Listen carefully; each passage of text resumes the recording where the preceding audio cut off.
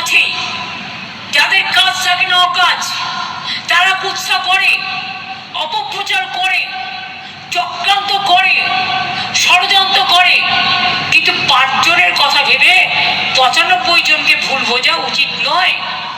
আজকালকার যুগ স্বাধীন যুগ, গণতান্ত্রিক অধিকার তো সকলের আছে। যে যার মতো বলে, আমি কম গালাগালি খাই সারাদিন, ভূতের মতো খেটেও বেড়াই, গালাগালিও সবচেয়ে বেশি খাই। আমি কি অসম্মানিত হই না?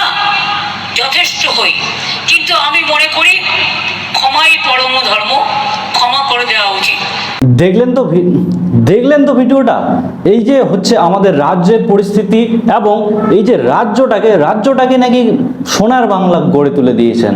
তো জানি না এটা কিরকম সোনার বাংলা, এবং এখানে যে সমস্ত জিনিসগুলো হয়ে চলেছে, আপনার কি মনে হয় যে মমতা সরকার যা করছে সেটা একদম ঠিক? এখানে একটা কাজ ঠিকঠাক হচ্ছে না, একটা জিনিস ঠিকঠাক করে করছে না, যা করছে শুধু একদম ভাওতাবাজি, এবং এই যে রাজ্যটাকে কোথায় নিয়ে যাবে এবং আমাদের যে সময়টাকে এমনভাবে নিংড়ে খেয়ে ফেলছে না, একদম মারাত্মক লেভেলে এখন পরিস্থিতি চলে এসছে। এখানে মানে টিচার রাস্তাতে, এখানে ডাক্তার রাস্তাতে, এখানে সবাই রাস্তাতে প্রোটেস্ট করছে, কিন্তু প্রোটেস্ট করতে দেওয়া হচ্ছে না। মানে রাজ্যের পরিস্থিতিটাকে এতখানি খারাপ পর্যায়ে নিয়ে চলে গেছে। এই যে সম্প্রতি খবর, এখানে এমন এমন ডেটা তুলে আসছে কিনা যেগুলো শুনলে আপনি একেবারে হিলে যাবেন এবং আপনার অন্তরাত্মা একদম ভয়ানক হয়ে কাঁপবে, কারণ এমন এমন জিনিস এরা করে চলেছে। তো আমি প্রত্যেকটা জিনিস ডিটেলসে বলবো, যে আমি এই সোর্স থেকে আমি পেয়েছি, সেগুলো সম্পূর্ণ আমি দেখাবো।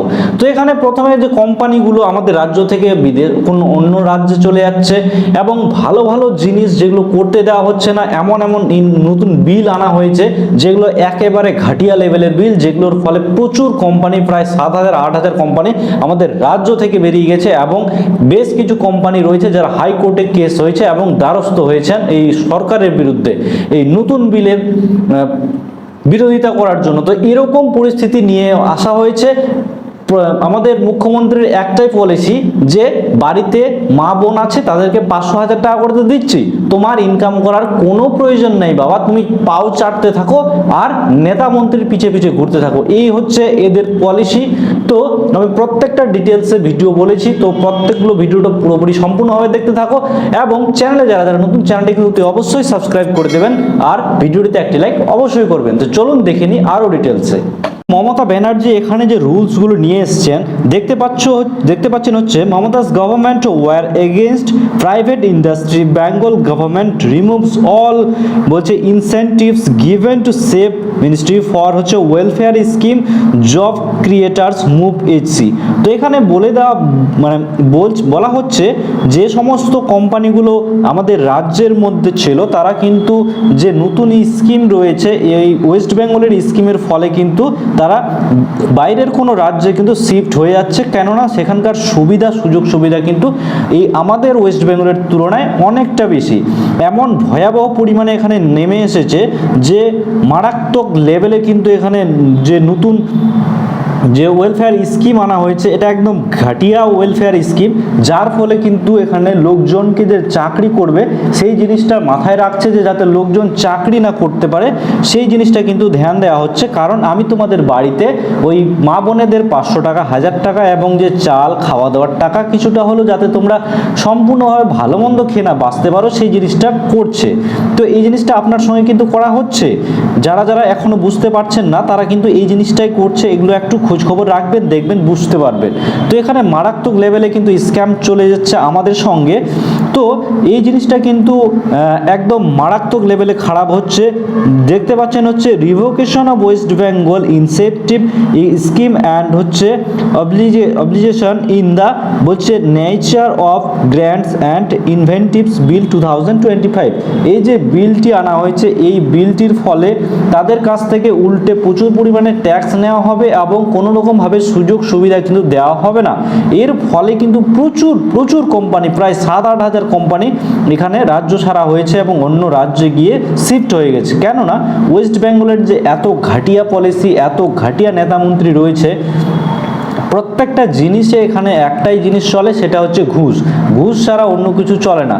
তো এই জিনিসটা ধ্যান রেখে কিন্তু খুব খারাপ পরিস্থিতিতে পশ্চিমবঙ্গের অবস্থা এখন। তো এই স্কিমের ফলে আমাদের কিন্তু অবস্থা, আমাদের রাজ্যের ছেলেমেয়ের কিন্তু খুবই খারাপ হতে চলেছে। তো আপনাদের কি রায় অবশ্যই কিন্তু কমেন্ট বক্সে জানাবেন। এবং এই যে ঘটনাগুলো ঘটে চলেছে এগুলো একদমই ভালো ঘটনা নয়। তো এখানে প্রত্যেকটি জিনিস আমি আপনাদের সামনে তুলে ধরলাম যে রুলসগুলো নিয়ে এসেছে। এবং এখানে যে দেখতে পাচ্ছেন যে ডিসঅ্যাডভান্টেজ এবং হচ্ছে মার্জিনালাইজড গ্রুপ, যে সমস্ত বড় বড় কোম্পানি রয়েছে না, তারা মানে রাজ্য থেকে বেরিয়ে যেতে বাধ্য হচ্ছে এবং সমস্ত কিছু করে দেওয়া হচ্ছে। কারণ এর শুধু চাই ভোট ব্যাংক। এই ভোট ব্যাংক ছাড়া কিন্তু কোনো কিছুই ভাবছে না। দেশের লোক মানে রাজ্যের লোককে কীভাবে ভোট দেওয়া যায়, খাওয়িয়ে দাওয়িয়ে পড়িয়ে সেভাবে করানো হোক।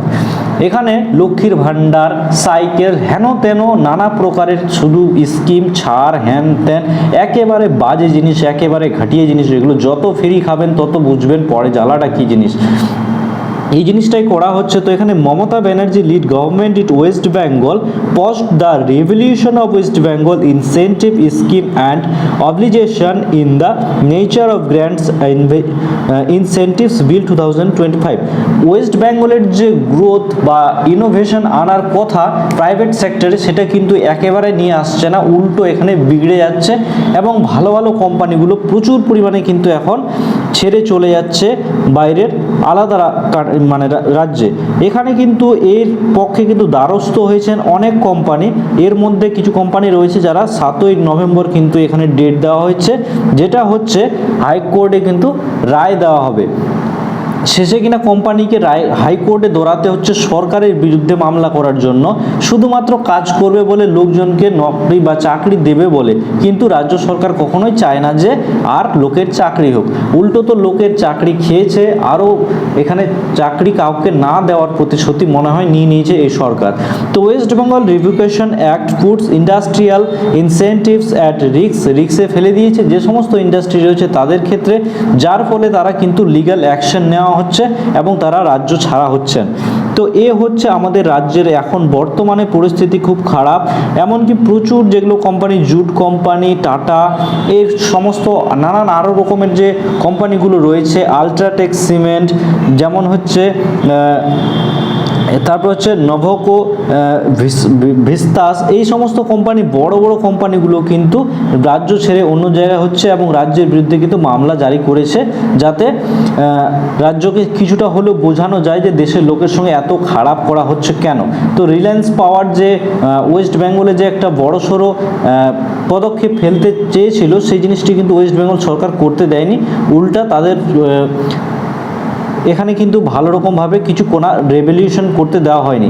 তো এরপরে যে সমস্ত জিনিসগুলো হচ্ছে সেগুলো হচ্ছে উইপ্রো, ইনফোসিস, এরকম যে আইটি সেক্টরের যে বড় বড় কোম্পানিগুলো, কলকাতাতে কিন্তু বিশাল বড় বড় ক্যাম্পাস করার কিন্তু পরিকল্পনা ছিল, কিন্তু রাজ্যের যা পরিস্থিতি তাতে থেকে কিন্তু তারা উল্টো অন্য দিকে এখন নিয়ে যাচ্ছে, পুনে, হায়দ্রাবাদ, বেঙ্গালুরুর দিকে কিন্তু প্রজেক্টগুলোকে শিফট করছে এবং সেখানেই বড় বড় কিন্তু ক্যাম্পাস তৈরি হচ্ছে।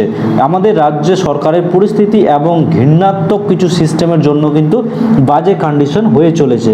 তো এখানে স্টিল এবং হচ্ছে মেটাল ইন্ডাস্ট্রিগুলো আলাদা আলাদা স্টেট, যেমন আমাদের ওয়েস্ট বেঙ্গলে বড় বড় যে স্টিল এবং মেটাল ইন্ডাস্ট্রি তৈরি হওয়ার কথা, সেগুলো এখন ঝাড়খণ্ড, উড়িষ্যার দিকে কিন্তু শিফট হয়ে যাচ্ছে। দুর্গাপুর প্রজেক্ট লিমিটেড, এটারও কিন্তু এত পরিমাণে লস হয়েছে যে আদার স্টেটে কিন্তু এরা চিন্তা ভাবনা করছে চলে যাওয়ার। তো এ হচ্ছে পরিস্থিতি আমাদের রাজ্যের। তো আপনার কি রায়? এই যে হচ্ছে ধীরে ধীরে ওয়েস্ট বেঙ্গলকে খেয়ে ফেলবে, তো অবশ্যই নিজে থেকে সতর্ক থাকুন এবং নিজে থেকে বোঝার ক্ষমতা রাখুন যে আমাদের রাজ্য সরকার কি করছে। তো এই ভিডিওটি এখান থেকে নেক্সট কোনো টপিক নিয়ে নেক্সট কোনো ভিডিও বানাবো, ততক্ষণ সবাই ভালো থাকবেন আর ভিডিওর সঙ্গে জুড়ে থাকার জন্য চ্যানেলটিকে সাবস্ক্রাইব করে রাখবেন। তো জয় হিন্দ, জয় ভারত।